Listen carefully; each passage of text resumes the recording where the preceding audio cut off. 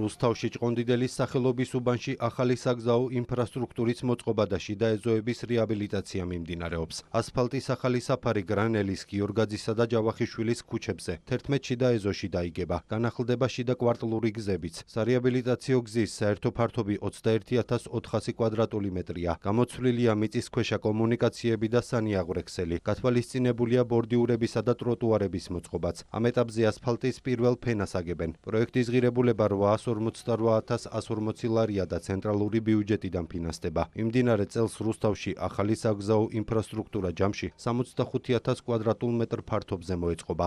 რუსთავის მერის გუნდი ჭყონდიდელის უბანში ვასრულებთ კიდევ ერთ უმნიშვნელოვანეს პროექტს, რომელიც 11 კორპუსის მიმდებარე შიდა გზების და ეზოების მოასფალტებას გულისხმობს.